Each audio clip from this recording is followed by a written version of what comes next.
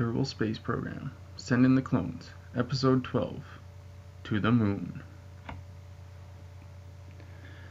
So in the last episode, managed to unlock the large NASA fuel tanks. And there they are. If we got them, might as well use them. So we're going to send, yes, again, it's Jebediah A1 to the moon. We've created a new spacecraft at the top there for him to land with and return home as well. And so here we go. Flying off into the sunset. Okay, well, he's not flying into the sunset, but it's that time of day.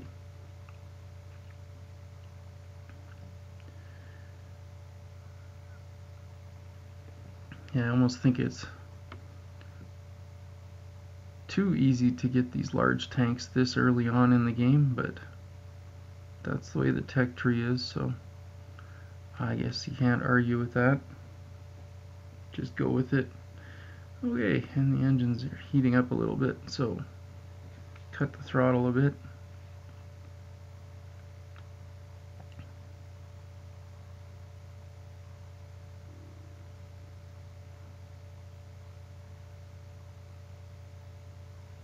Okay, maybe it's not sunset yet.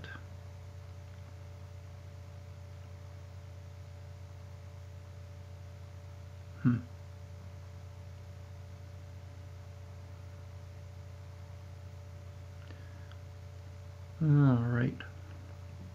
Well, here's a shot of the Space Center as we're leaving it. And at the edge of the runway you can see a roller there. That's where the original Jeb, Bob, and Bill are hanging out. That way they don't sneak onto every spacecraft like Jeb A1 does. And yeah, since we've invented ladders, I put a ladder on this thing as well. It doesn't actually extend down to the surface, but it does offer a bigger target for Kerbals to try to grab onto.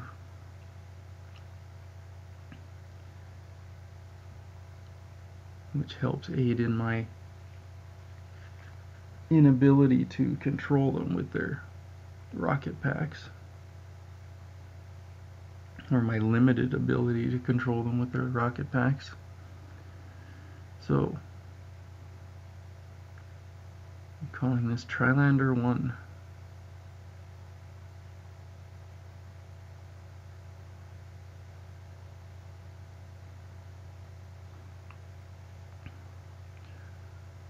So it's got a bunch of science experiments for us to do while we're up there,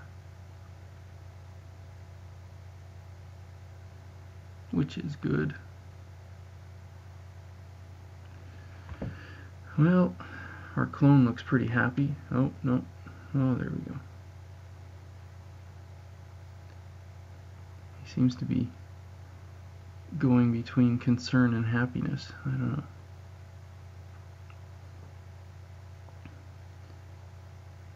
But he's still going up and up and up. And so, yeah, on the second stage there, I've got again the large tanks, but I've got some of the more efficient engines sticking off at the sides. And that ideally would be our transfer stage to Moon.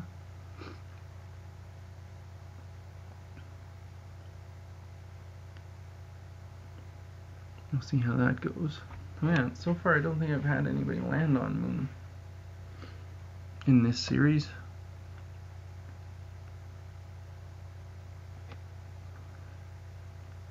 It's somewhat shocking.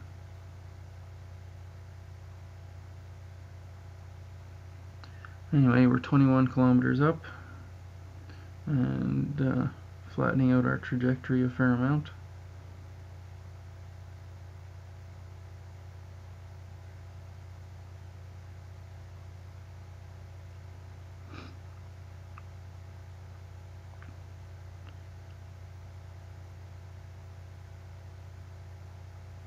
Most G-force endured, 2.3 G. That's not really a whole lot.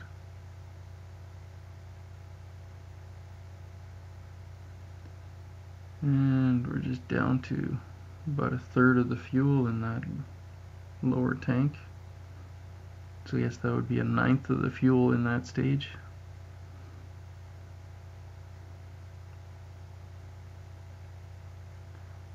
And our trajectory is spreading out rapidly, becoming more circular. So we flatten out our heading.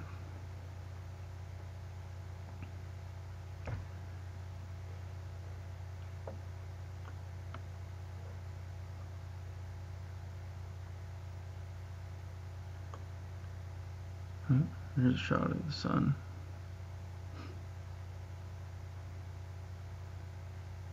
And he's going. But he's not going to the sun.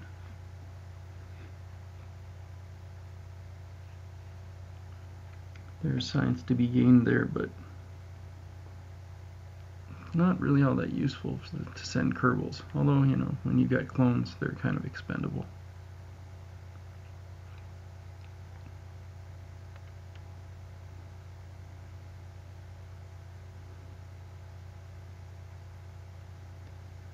Yeah, this thing's got a heck of a wobble to it. I'm assuming it's still within the atmosphere. Oh no, now it's actually in space, 74 kilometers up. Okay. We got our throttle back quite a bit. This stage is almost out of fuel. Wow. Got this thing into space in one stage. Impressive.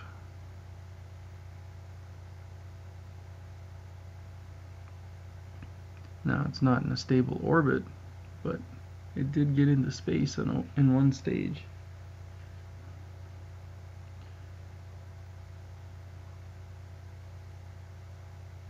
And of course I tried to throttle up. And for whatever reason this thing's pointing towards the ground. Okay, try to get that thing under control.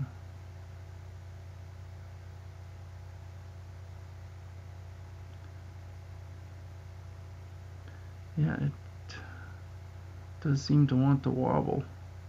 And considering it's actually in space already, I don't know why that would be such a big issue. It's kind of weird. Oh well, that stage is done. Goodbye, first stage. And there it goes. Not very rapidly there. And that Separatron thing is going right through the stage. Yeah, later on I will, or not a Separatron, but the, anyway, a stack separator, whatever you want to call them. Yeah, later on those will cause huge issues for me. And I've actually seen videos where it caused issues for other people as well, so it's not just me. But it seems the separator with the NASA pack is the decoupler with the NASA pack is defective. Let's put it that way. It causes some issues. Well, yeah, you'll see in the future, but it's almost like when it separates, it doesn't consider the two parts separated, and so you get really weird issues as your craft seems to extend very, very long, and so your camera centers on the space in between the part of the craft that you're currently controlling and the part that you've gotten rid of. Yeah, it kind of makes it hard to do much when suddenly it's considering your craft to be many kilometers long and you're focused on the middle of that. Anyway, we're rapidly coming into a more stable orbit here.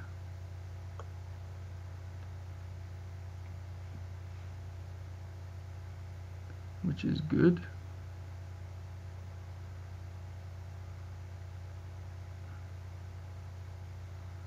"77 kilometers up."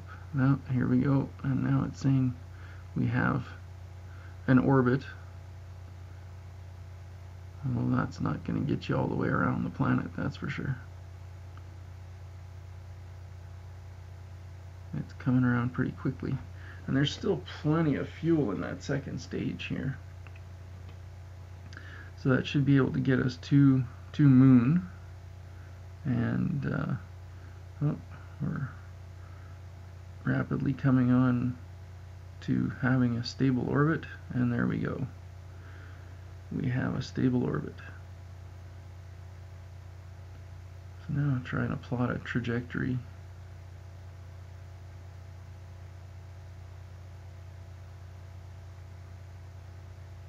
To Moon. And adjusting. Oh, the fun with maneuver nodes. Anyway. Yeah, maybe that was one of the reasons why it was oscillating so much. The top has trilateral symmetry. The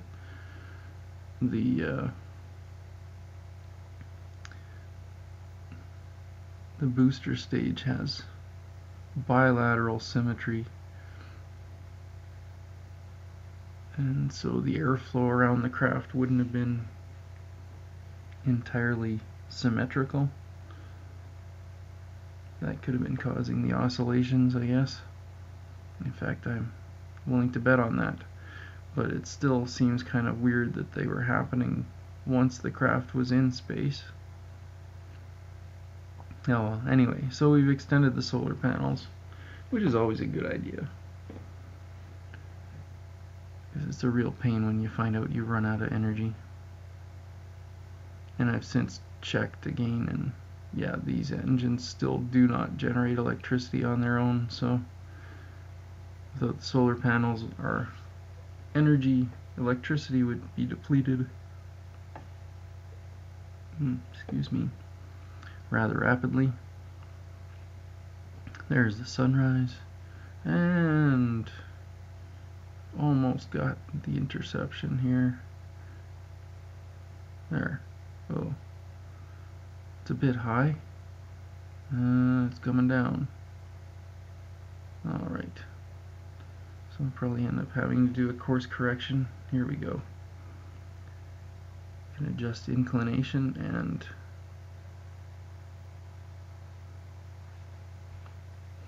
get everything lined up just right. And go for a landing on Moon. And there should be plenty of fuel in that stage to help slow us down, I would think.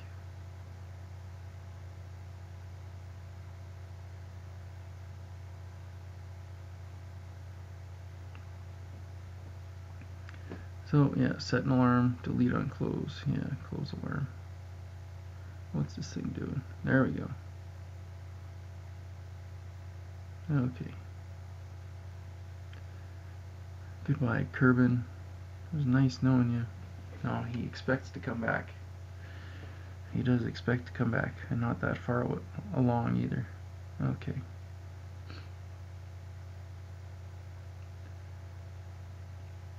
Well, set another alarm, because alarms are good.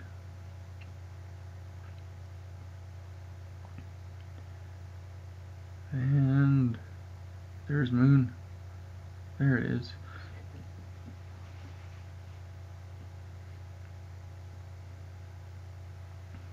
It's getting bigger. Okay, that's a lie. It's not getting bigger. It's just getting closer.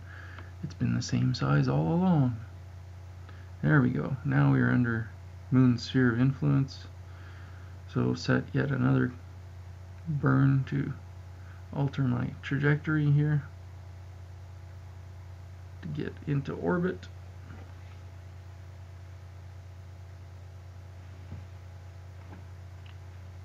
And then point on the right heading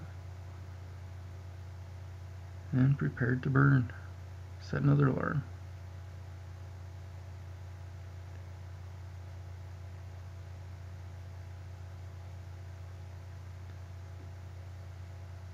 Okay, delete on close. Actually, that reminds me, I don't think I've done used any of the science experiments yet on this mission.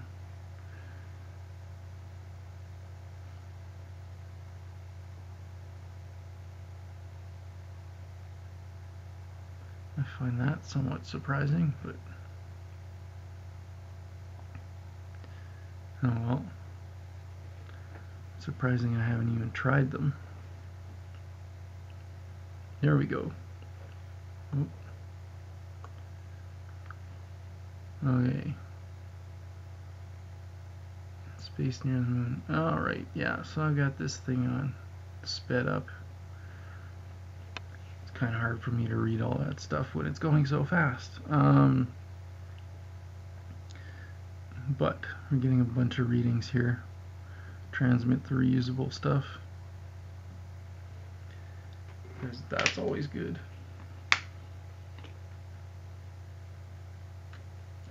And I guess that's the end of this episode, so we'll try land it in the next episode. Alright, thank you. Bye.